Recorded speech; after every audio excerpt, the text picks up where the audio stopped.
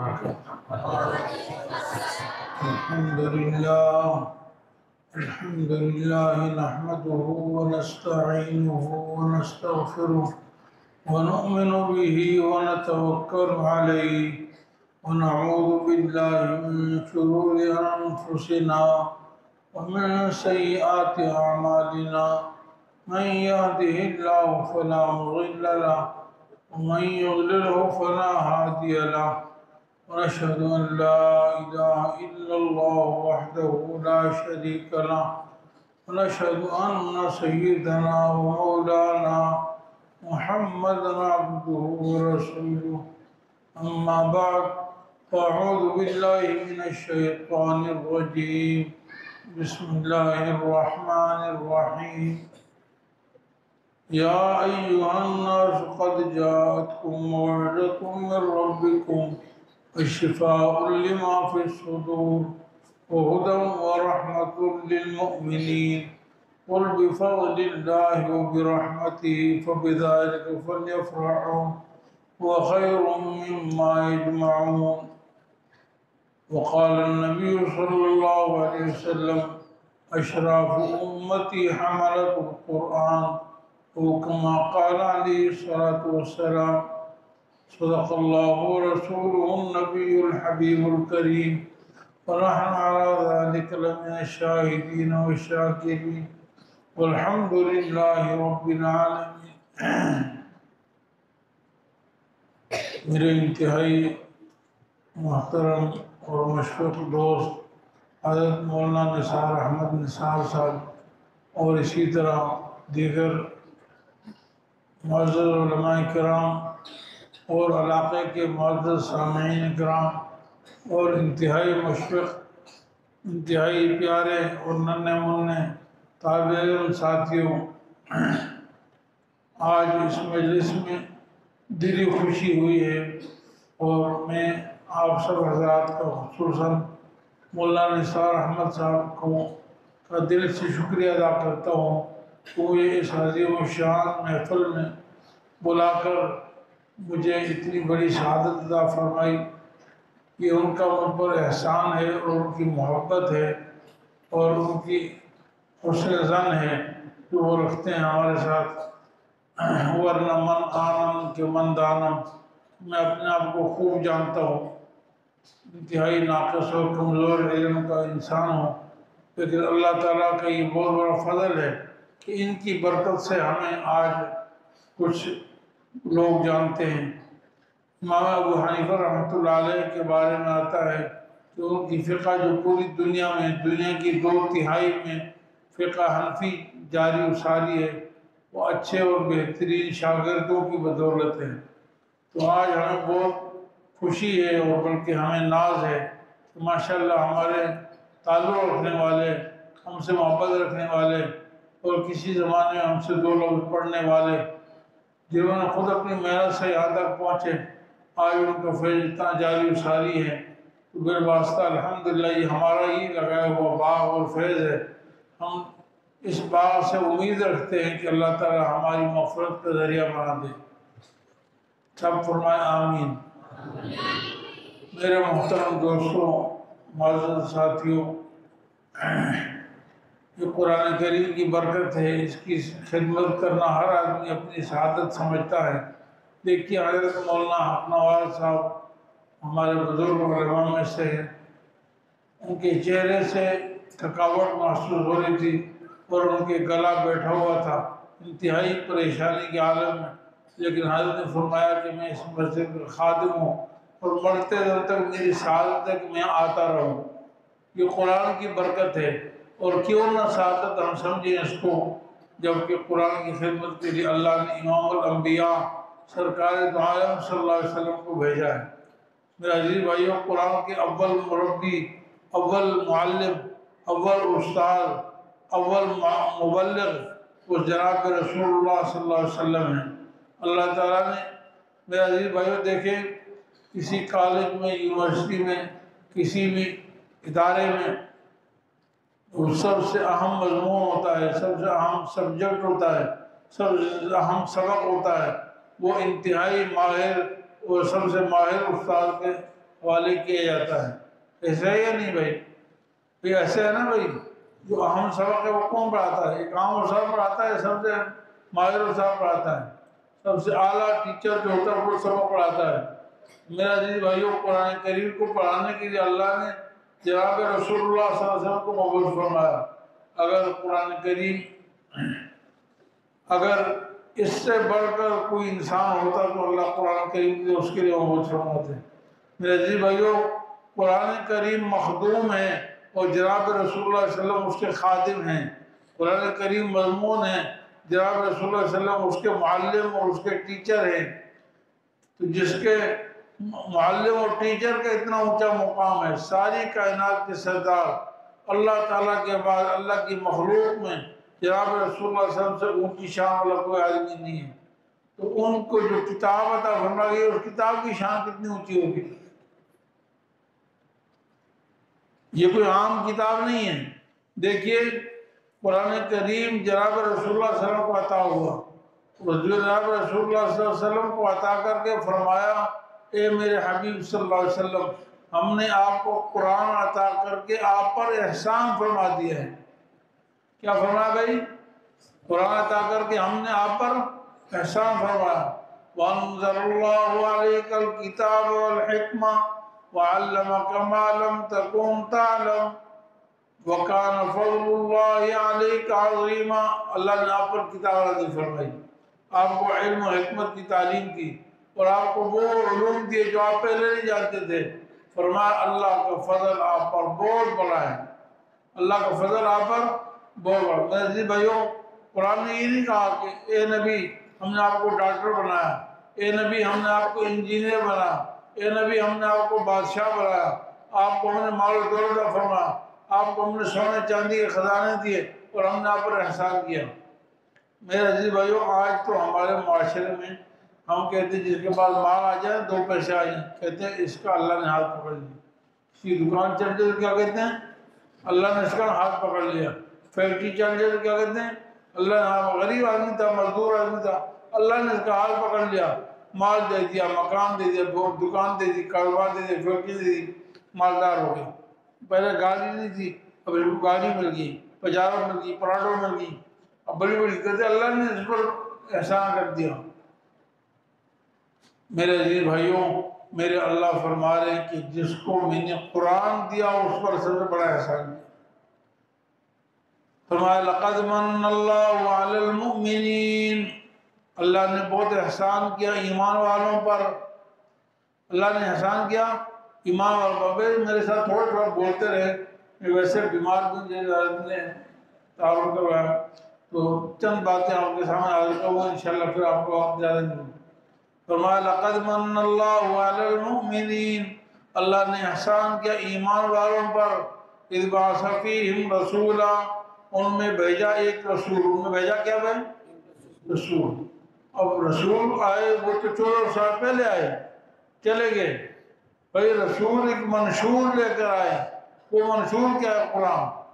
یتلو علیہم آیاتی، وہ رسول ان پہ تلاوت کرتا ہے قرآن کی آیات، اللہ کی آیات۔ وَيُعَلِّمُ الْكِتَابَ، وہ رسول انہیں کتاب کی تعلیم دیتا ہے، والحکمہ، اور حکمت کی تعلیم دیتا ہے، وَيُزَكِّيهِمْ، اور وہ رسول ان کے عقیدے اور ان کے نظریات کو صحیح کرتا ہے، ان کے اخلاق کا تزکیہ کرتا ہے۔ میرے عزیز بھائیوں، رسول کی تعارف قرآن سے کیا جا رہا ہے۔ رسول کا تعارف کس سے کیا جا رہا ہے؟ بولو بھائی، قرآن سے۔ ہمارے نزدیک مہینوں میں سب سے افضل مہینہ کون سا ہے؟ بولیں، سب سے افضل مہینہ کون سا ہے؟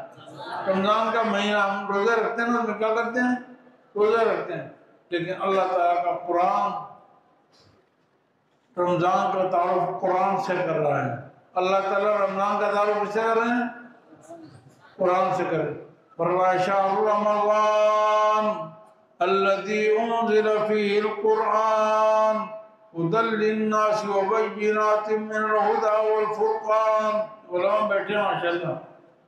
وہ رمضان کا مہینہ جس میں قرآن نازل ہوا، جس میں قرآن، اور کون سا قرآن؟ ہدی للناس، جو لوگوں کی ہدایت ہے۔ بھائی مولانا صاحب حق نواز صاحب دعویٰ برکات فرماتے تھے قرآن اس لیے نہیں آیا کہ اس کو الماری میں سجا لیں یا کھڑکی میں بند کر کے رکھ دیں یا کوئی جب مر جائے تو علماء کو بلائیں اور قرآن خوانی کروا دیں اور بریانی کھا لیں. قرآن میرے عزیز بھائیو اس کے لیے نہیں آیا. پورے قرآن میں احادیث میں کہیں بھی یہ حکم نہیں ہے کہ ہم نے قرآن کو اس مقصد کے نازل فرمایا. یہ تو قرآن کے فائدے ہیں، برکتیں ہیں میرے عزیز بھائیو. اس کو آپ یوں سمجھ لیں جیسے آپ ایک بلڈنگ بناتے ہیں، ایک عمارت بناتے ہیں، مکان بناتے ہیں. مکان کا اصل مقصد کیا ہوتا ہے؟ اس کے اندر رہن سہن اختیار کرنا، اس کے اندر بیڈ روم ہوتا ہے، ڈرائنگ روم ہوتا ہے، بیٹھک ہوتی ہے، کیونکہ رہنے کے لیے کمرے ہوتے ہیں. یہی ہوتے ہیں نہیں ہوتے بیٹے؟ سب چیز یہی چیزیں ہوتی ہیں. لیکن اس مکان کی دیواروں کے سائے بھی ہوتے ہیں. اس مکان کی دیواروں کا بھائی باہر ایک آدمی کھڑا ہو مکان کی دیوار کے سائے میں تو یہ بھی فائدہ ہے یا نہیں بھائی؟ فائدہ ہے نہیں بھائی. شاید دھوپ بہت زیادہ ہو رہی ہے، ایک بڑا بلند مکان ہے، اس کے سائے میں آپ ساتھ میں کھڑے ہو گئے اب وہ سائے فائدہ ہوگا نہیں ہوگا؟ لیکن عزیز بھائیوں بلڈنگ بنانے والے نے اس سائے کا بالکل ارادہ نہیں کیا تھا. کوئی بلڈنگ بنانے والا لاکھوں کروڑوں روپے لگانے والا اس نیت سے بلڈنگ بناتا ہے کہ اس مکان کا سایہ ہو جائے، باہر کے لوگ کھڑے ہوں، راستے میں گزرنے والے کو سایہ ہو جائے، اس نیت سے بناتا ہے؟ بتاؤ بھائی کوئی بناتا ہے اس نیت سے؟ اس کے سوچ میں بھی نہیں ہوتی، تصور بھی نہیں تھی. اس کے لیے 1 روپیہ بھی خرچ نہیں کرتا کہ مکان کا سایہ ہو جائے. سایہ تو خود بخود ہو جاتا ہے. سایہ کیا ہو جاتا ہے؟ خود بخود ہو جاتا ہے. اصل اس کا مقصد کچھ اور ہے. بالکل میرے عزیز بھائیوں قرآن پڑھنے پر ثواب ملنا یا قرآن کریم کا ایصال ثواب کرنا، قرآن خوانی کرنا، بیمار پر دم کرنا، درود سورہ فاتحہ پر دم، یہ قرآن کریم کی برکات ہے، قرآن کریم کے فوائد ہیں جو خود بخود حاصل ہوں گے. جب جو انسان قرآن کے ساتھ لگاؤ رکھے گا، قرآن سے محبت کرے گا، قرآن کو پڑھے گا، یہ فائدہ خود بخود حاصل ہو جائیں گے. یہ فائدے کیا ہوں گے بھائی؟ بولے میرے عزیز بھائیو آپ سوچیں ہمارے معاشرے میں عام لوگوں کے بچے بیمار ہوتے ہیں.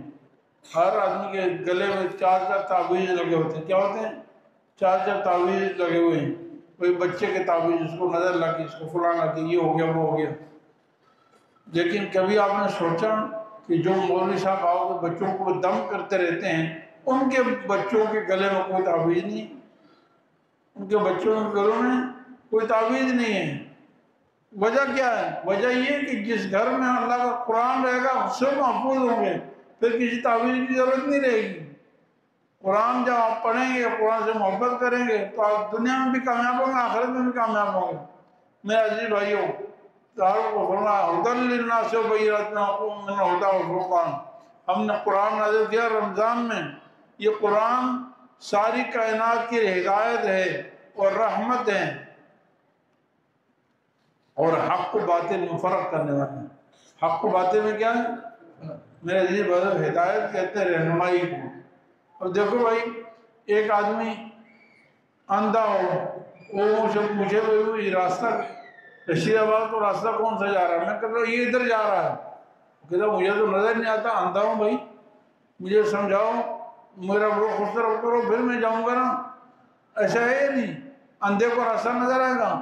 ایک آدمی گونگا اور بہرا ہو، آپ اس کو کہیں ادھر جا رہا ہے، راستہ جا رہا ہے، زبان سے چیخ کے بول رہے ہو، کہتے مجھے سنتا نہیں، ہاتھ سے اشارہ کرو، ہاتھ سے اشارہ کرو مجھے سمجھ میں آئے گا.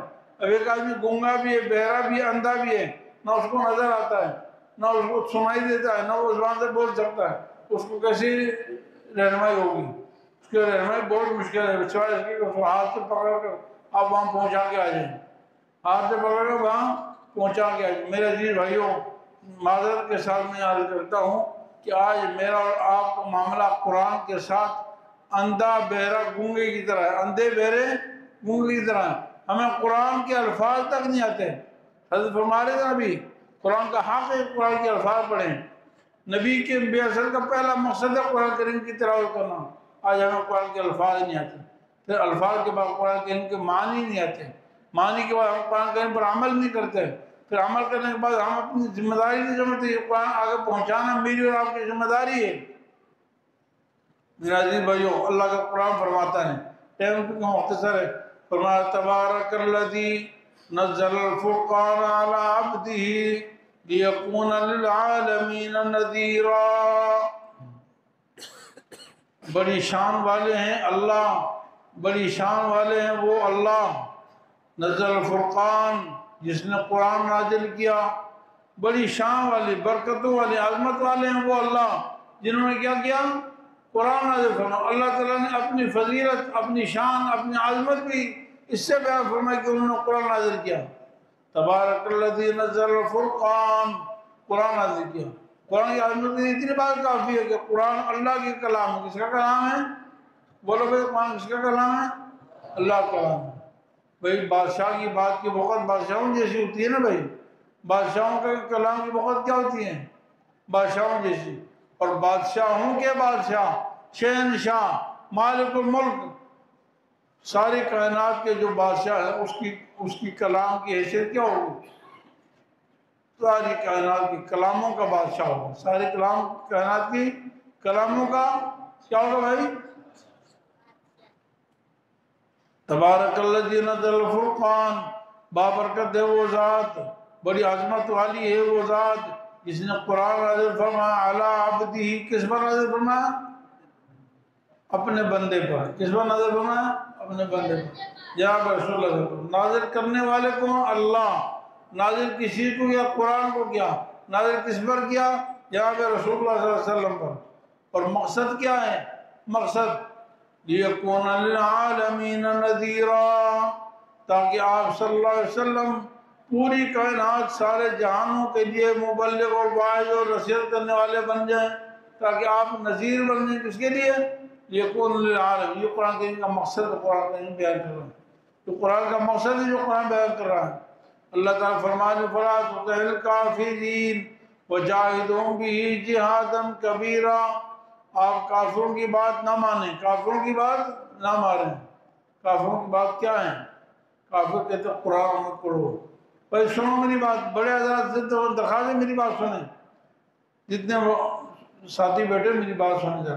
کافر کیا کہتے ہیں؟ قرآن مت پڑھنا، قرآن مت سمجھنا، قرآن کو مت عمل کرنا، قرآن پر عمل نہیں کرنا، کیونکہ یہ جادو ہے، یہ شعر و شاعری ہے، یہ من گڑت ہے۔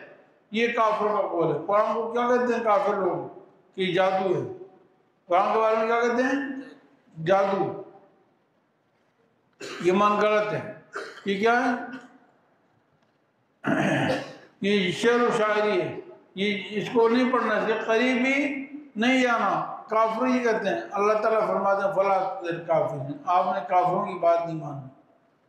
میرے عزیز بھائیوں، اب یہ کافر کہتے ہیں کہ یہ قرآن جادوگر ہے، یہ من گڑت ہے، اس کو نہیں پڑھنا، اس کو سمجھنا نہیں، اس پر عمل نہیں کرنا۔ آج میں اور آپ اپنے گریبان میں جھانکیں کہ ہماری کیا کیفیت؟ کیا ہم بھی انہی میں سے تو نہیں ہو گئے؟ ہم نے کافروں کی بات کو نہیں مان دیا۔ فرمایا کافروں کی بات نہیں ماننی، بلکہ کیا کرنا؟ قرآن کو پڑھنا ہے، قرآن کو سمجھنا، قرآن پر عمل کرنا ہے۔ جیسے حضرت فرما رہے تھے قرآن کے 4 حقوق ہیں، وَجَاهِدُهُمْ بِهِ جِهَادًا كَبِيرًا، وَجَاهِدُهُمْ بِالْقُرْآنِ جِهَادًا كَبِيرًا، وَجَاهِدُهُمْ بِالْقُرْآنِ جِهَادًا كَبِيرًا۔ آپ اس قرآن کے ذریعے سے جہاد کیجئے، بہت بڑا جہاد۔ قرآن کے ذریعے سے کیا کیجئے؟ جہاد کیجئے، بہت بڑا جہاد۔ یہ بہت بڑا جہاد ہے۔ تو اتنے طلباء کو ماشاءاللہ آپ کے علاقے میں، اس کچے اور پسماندہ علاقے میں، اتنے خوبصورت انداز میں عربی لہجے میں خوبصورت قرآن پڑھنے والے ہیں۔ عزیز بھائیو، ابھی میں گاڑی میں آیا ہوں شہر سے، یہاں آیا ہوں تو بس یہاں قریب آیا، کہنے کا کیا مصیبت ہے یار، کیا کھڈے ہیں۔ یہیں گاڑی یہاں آنا پسند نہیں کرتے، گاڑی والا یہاں آنا پسند نہیں کرتا۔ یہاں دل کا ماہر اسپیشلسٹ کو ڈاکٹر یہاں باہر موجود نہیں ہے۔ یہاں دل کا کلیجے گردوں کا ماہر یہاں ڈاکٹر موجود نہیں ہے، کینسر کا ماہر یہاں موجود نہیں ہے۔ کوئی آپ کو اچھا ڈاکٹر نہیں ملے گا، کوئی اچھا انجینئر اس علاقے میں آپ کو ملے گا نہیں ملے گا۔ آج ہی میں کسی سے بات کر کہتے ہیں ہمارے علاقے میں عطائی ڈاکٹر ہیں، عطائی بغیر پڑھے لکھے ایسے ہی بیٹھے ہوئے ہیں، جس کے لیے ہماری ملک کا سارا فنڈ خرچ ہوتا ہے، وہ آپ کو اس علاقے میں نہیں ملے گا۔ آپ کو روڈ تک نہیں ملتی، روڈ تک نہیں ملا، صاف پانی نہیں ملتا، صاف ماحول اور فضا نہیں ملتا، مٹی گرد و غبار تو پورا دن ہمارے منہ میں اندر چلتے رہتے ہیں۔ ہر غذا میں مٹی، لیکن آپ کو الحمدللہ اس علاقے میں ملیں گے تو ماہر قرآن ملیں گے۔ کون ملیں گے؟ قرآن کے ماہر ملیں گے، عالم قرآن ملیں گے، علم قرآن ایسے ماہر۔ آپ شہر میں چلے، شہر میں ہی ماحول نہیں ملے گا جو یہاں پہ مل رہا ہے الحمدللہ۔ مسجدیں قرآن سے آباد ہیں، یہ اللہ کی فضل ہے، یہ قرآن کی برکت ہے، قرآن کا معجزہ ہے۔ شہر میں بڑی بڑی بلڈنگیں، بڑی بڑی مسجدیں ہیں، لیکن قرآن کی سے خالی ہیں، قرآن سے خالی ہیں، مسجد آباد ہے۔ دیکھیں قرآن کریم مسجدوں کی آبادی عمارت سے نہیں ہوتی، پنکھوں سے نہیں ہوتی، بلڈنگ سے نہیں ہوتی، مسجد کی آبادی اللہ کے قرآن سے ہوتی ہے۔ مسجد کی آبادی کس سے ہوتی بھائی؟ میرا عزیز بھائیوں، جاہل اور بیوقوف لوگ سمجھتے ہیں کہ مسجد صرف نماز کے لیے ہے، ہرگز ایسا نہیں، بالکل ایسا نہیں۔ فرمایا اللہ کا حضرت بیت اللہ جو سب سے پہلا گھر ہے، حضرت ابراہیم علیہ السلام، حضرت اسماعیل علیہ السلام نے اس کو تعمیر فرمایا۔ ماشاءاللہ کتنے آج حضر آتے ہیں، ہاتھ اٹھائیں کہ انہوں نے بیت اللہ دیکھا ہے، بیت اللہ جا کر کتنے لوگ ہیں، ہاتھ اٹھائیں، عمرے پہ گئے، حج پہ گئے، دیکھا نا بھائی بیت اللہ کی تعمیر کسی نے کی؟ بولیں حضرت ابراہیم، وہ تو پہلے فرشتوں نے کی، آدم علیہ السلام نے کی، نوح علیہ السلام کی، جن وہ چھوڑ دے آخر میں بیت اللہ کی تعمیر کسی نے کی؟ حضرت سیدنا ابراہیم خلیل اللہ نے، جس کا ذکر قرآن میں موجود ہے۔ اور بیت اللہ کی تعمیر کرنے کے بعد فرمایا ربنا وابعث فیہم رسولا، اے اللہ اس میں ایک رسول بھیج دے، اے اللہ ان لوگوں میں کیا کر دے؟ یتلو علیہم آیاتک، کیا کرے؟ یہ حضرت ابراہیم علیہ السلام دعا مانگی، یتلو علیہم آیاتک، رسول اے اللہ ایسا ہو جو آپ کی آیتوں کو تلاوت کرے، وَيُعَلِّمُهُمُ الْكِتَابَ، اور کتاب کی تعلیم دے اور حکمت کی تعلیم دے، وَيُزَكِّيهِمْ، اور ان کا تزکیہ کرے۔ معلوم یہ ہوا کہ حضرت ابراہیم علیہ السلام اور اسماعیل علیہ السلام نے بیت اللہ کی تعمیر کر کے بیت اللہ کا نصاب بھی بتا دیا کہ مسجد میں کیا ہونا چاہیے، مسجد میں کیا ہونا چاہیے؟ قرآن کی تعلیم ہونی چاہیے، حکمت کی تعلیم ہونی چاہیے، تزکیہ نفس ہونا چاہیے، عقائد کی اصلاح ہونی چاہیے۔ یہ قرآن کے بیت اللہ نے حضرت ابراہیم علیہ السلام نے مسجد کا نصاب بتا دیا۔ لوگ سمجھتے ہیں نماز صرف نماز کے لیے، 24 گھنٹے مسجد ویران رہے گی، اس میں کوئی تلاوت نہیں ہوگا۔ آپ اللہ کا شکر ادا کریں۔ میرے عزیز بھائیوں، دنیا والوں کو مسجدوں کی آبادی سے کوئی تعلق نہیں، بے دین لوگ سمجھتے ہیں کہ قرآن سے کوئی تعلق نہیں۔ آپ بڑے خوش قسمت لوگ ہیں، الحمدللہ آپ کے علاقوں میں مسجدیں آباد ہیں، 24 گھنٹے قرآن اور سنت کی آواز۔ دیکھو میرے عزیز بھائیوں، کسی ایک گھر میں 10 منٹ کے لیے بچے جو تلاوت کر لیں کتنا خوش ہوتے ہیں کہ اللہ کا شکر ہے کہ ہمارے گھر میں برکت آ گئی۔ کیا ہو گیا؟ ہمارے گھر میں برکت آ گئی۔ جس محلے میں پورا صبح سے لے کر شام تک سینکڑوں بچے اللہ کا قرآن پڑھتے ہیں، اور کتنا خوبصورت پڑھ رہے ہیں، ایک ذرہ بھی غلط لفظ نہیں پڑھتے۔ ناظر پڑھنے والا بچہ بھی آیا ماشاءاللہ، ایسا پڑھ رہا ہے جیسے بیت اللہ میں عبد الرحمن سدیس پڑھتا ہے، جیسے شرائم پڑھتا ہے، جیسے بڑے بڑے قاری پڑھتے ہیں۔ ان کے لب و لہجے میں، ان الفاظ میں، تجوید میں اور ان کی تجوید کا کوئی فرق نہیں الحمدللہ۔ تو اللہ کا شکر ادا کرنا چاہیے۔ صبح سے شام تک محلے والے خوش قسمت ہیں کہ ان کو ایسا ماحول ملا ہے، یہ اس بستی میں، اس محلے میں پورا دن قرآن پڑھا جاتا ہے۔ ہمیں شکر ادا کرنا چاہیے۔ میرے عزیز بھائیوں، قرآن اللہ کی بڑی نعمت ہے۔ اللہ تعالیٰ فرماتے ہیں، کہہ دیجئے قل بفضل اللہ وبرحمتہ فبذلک، اللہ کے فضل اور اللہ کی رحمت پر خوش ہونا چاہیے، اترانا چاہیے۔ وہ خیر مما یجمعون، ساری دنیا کے خزانوں سے بہترین ہے۔ ساری دنیا کے خزانے، کوٹھیاں، بنگلے، سونا چاندی کی محلہ، سب سے بہتر کیا؟ قرآن کریم ہے۔ سب سے بہتر کیا ہے بھائی؟ قرآن کریم۔ میرے عزیز بھائیوں، 1,24,000 انبیاء علیہ السلام کو مشترکہ چیز جو اللہ تعالیٰ نے عطا فرمائی وہ علم الہی۔ کیا ہے؟ علم الہی مشترکہ۔ انبیاء کے دنیا میں آنے کا مقصد کیا ہے؟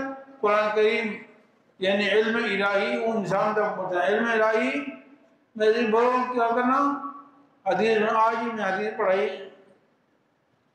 رسول حضرت ابوبکر صدیق رضی اللہ تعالیٰ عنہ پر جب یہ آیت نازل ہوئی، اذا جاء نصر اللہ والفتح ورأيت الناس يدخلون، قرآن مکمل ہو گیا۔ فرمایا کہ اللہ اب فتوحات آنے لگے، حضرت ابوبکر رونے لگے۔ ہم نے کہا بھائی یہ خوشخبری روتے کیوں ہیں؟ ہمیں بعد میں پتہ چلا کہ نبی کے دنیا میں آنے کا مقصد ختم ہو گیا۔ ابوبکر سمجھ گئے کہ نبی کس لیے آتا ہے؟ دین پہنچانے کے لیے آتا ہے. جب دین پورا ہو گیا پھر نبی واپس چلا جاتا ہے. الیوم اکملت لکم دینکم واتممت علیکم نعمتی ورضیت لکم الاسلام دینا کا جب اعلان ہوا تو صحابہ حضرت ابوبکر صدیق خاص طور پر وہ رونے لگے. فرمایا آج نبی کا مقصد پورا ہو گیا دنیا سے. تو سارے انبیاء علیہ السلام علم الہی پہنچانے آتے ہیں. اس سے افضل کام دنیا میں کوئی نہیں. میرے عزیز بھائیوں ہمیں شکر ادا کرنا چاہیے اور ہمیں اپنے بچوں کو علم دین پڑھانا چاہیے. اللہ تعالیٰ قرآن کریم میں فرماتے ہیں الا بذکر اللہ تطمئن القلوب، خبردار اللہ کے ذکر سے ایمان دلوں کو اطمینان ملتا ہے. کس سے اطمینان ملتا ہے؟ بولیں بھائی. اللہ کے ذکر سے. ذکر سے مراد کیا ہے؟ قرآن. ذکر سے مراد کیا ہے؟ قرآن. قرآن انا نحن نزلنا الذکر وانا لہ لحافظون، ہم نے قرآن کو اتارا اور ہم اس کی بات کریں. ذکر کا معنی کیا؟ قرآن. قرآن سے اطمینان ملتا ہے. قرآن سے اطمینان ملتا ہے. اگر ایک آدمی جو قرآن پڑھتا ہے، قرآن سیکھتا ہے، قرآن پر عمل کرتا ہے، اس کو وہ اطمینان عطا فرماتے ہیں جو بڑے بڑے محلات میں بادشاہوں کو وہ اطمینان کا تصور نہیں، انہوں نے خواب میں بھی نہیں دیکھا. میرے عزیز بھائیوں جو قرآن کو سینے سے لگائے گا اس کی زندگی اطمینان والی ہوگی اور جب موت آئے گا تو اطمینان سے مرے گا. کیسے موت آئے گی؟ اطمینان سے. اللہ تعالیٰ فرمائیں گے یا ایتھا النفس المطمئنہ، اے اطمینان والے نفس آ جا میرے پاس. ارجعی الی ربک راضیۃ مرضیہ فادخلی فی عبادی وادخلی جنتی. پھر اللہ کا قرآن کہہ رہا ہے کہ اطمینان قرآن سے ملتا ہے. اطمینان کسے ملتا ہے؟ جس کو قرآن ملا وہی نفس مطمئنہ ہے نا بھائی. جس چیز سے اطمینان ملتا ہے، اطمینان ملتا ہے اللہ کا قرآن سے. قرآن والوں کو اللہ کہیں گے آج ہم میری جنت میں داخل ہو جائیں، میرے بندوں میں داخل ہو جائیں. اے جی بھائیوں اگر ہم چاہتے ہیں کہ ہمیں جنت ملے اور ہمیں اطمینان ملے دنیا میں بھی اور آخرت میں بھی، پھر قرآن کے سوا کسی اور چیز میں اطمینان نہیں ملتا. اللہ تعالیٰ فرماتے ہیں وَمَنْ أَعْرَضَ عَنْ ذِكْرِي فَإِنَّ لَهُ مَعِيشَةً ضَنْكًا، جو شخص میرے ذکر سے اعراض کرے گا اس کو ہم تلخ و تنگ زندگی عطا کریں گے. کیا کریں گے؟ تلخ و تنگ زندگی عطا کریں گے. اور ذکر سے ہمارا قرآن، علماء بیٹھے ہوئے ہیں. قرآن سے جو اعراض کرے گا، قرآن سے کیا کرے گا؟ اعراض. قرآن کو پڑھتا نہیں، قرآن پر عمل نہیں کرتا، قرآن کو سمجھتا نہیں، قرآن کو آگے پھیلاتا نہیں، اس کی مدد اور تعاون نہیں کرتا. فرمایا فَإِنَّ لَهُ مَعِيشَةً ضَنْكًا، اس کو کیا ہوگا؟ اس کو تنگ زندگی ملے گی، تلخ زندگی ملے گی. سکون نہیں ملے گا، کبھی سکون نہیں ملے گا. بھلے وہ پراڈوں میں ہو، بھلے وہ بنگلوں میں ہو، بھلے وہ محلات میں ہو، بھلے وہ وقت کے وزیر اعظم اور بادشاہ کیوں نہ ہو، لیکن کبھی سکون نہیں ملے گا. وَنَحْشُرُهُ يَوْمَ الْقِيَامَةِ أَعْمَىٰ، ہم قیامت کے دن اس کو اندھا اٹھائیں گے. قیامت کے دن کیا کریں گے؟ اس کو اندھا اٹھائیں گے. وہ کہیں گے یا اللہ میری تو آنکھیں تھی دنیا میں. اللہ تعالیٰ فرماتے جھوٹ بول رہے ہو، تم دنیا میں بھی اندھے تھے، آج بھی اندھے. وَمَنْ كَانَ فِي هَذِهِ أَعْمَىٰ فَهُوَ فِي الْآخِرَةِ أَعْمَىٰ، جو دنیا میں اندھا بن گیا وہ آخرت میں بھی اندھا ہوگا. جو دنیا میں اندھا ہوگا، میری وجہ دنیا میں اندھا کون ہے؟ دنیا میں اندھا وہ نہیں جس کی آنکھیں نہیں. دنیا میں اندھا وہ ہے جو قرآن سے اعراض کرتا ہے، جو قرآن سے اعراض کرتا ہے، قرآن پڑھتا نہیں، قرآن سمجھتا نہیں، قرآن پر عمل نہیں کرتا، وہ دنیا میں اندھا ہے. جب دنیا میں اندھا ہوگا آخرت میں وہ اندھا ہوگا. وَمَنْ كَانَ فِي هَذِهِ أَعْمَىٰ فَهُوَ فِي الْآخِرَةِ أَعْمَىٰ وَأَضَلُّ سَبِيلًا. یہ انتہائی گمراہ آدمی ہے. میرے عزیز بھائیوں بہت کم ہے، مزید ماشاءاللہ پہلے بڑے بڑے علماء نے بہت اچھا بیان کیا. میں تو چند باتیں عرض کی ہیں. آپ حضرات سے درخواست ہے کہ آپ اپنے بچوں کو، آپ خوش قسمت ہیں، آپ اس ادارے کے ساتھ تعاون فرمائیں. اور آپ کا سب سے بڑا تعاون کیا ہے کہ اپنے بچوں کو ادارے میں داخل کریں. سب سے بڑا تعاون کیا ہے؟ میرے عزیز بھائی بہت خوش قسمتی ہے. ہمارے محلے میں، ہمارے مسجد میں تعلیم قرآن دی جاتی ہے. کتنے علاقے ہیں، ابھی مولانا فرما رہے تھے بلوچستان میں ایسے علاقے ہیں کلمہ تک نہیں آتا، 50-60 سال کی عمر ہوئی کلمہ نہیں آ رہا.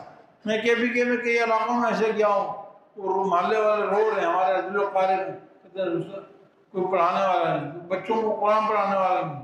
ایسی ایسی مسجدیں خالی پڑی ہیں، وہاں قرآن پڑھانے والا کوئی نہیں.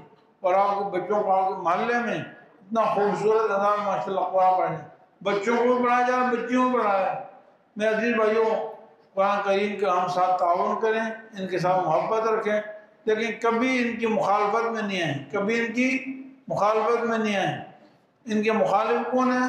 دشمن، وہ کافر ہے۔ ان کا مخالف کون ہے؟ کافر۔ ابھی کہا نا فلا تطع کافرین، تو ہم نے کافروں والا کام نہیں کرنا، ہم مسلمان ہو کر وہ کام نہیں کرنا جو ابو جہل کا کام، جو ابو لہب کا کام، جو عتبہ شیبہ کا کام ہے، ان کا کام نہیں کرنا۔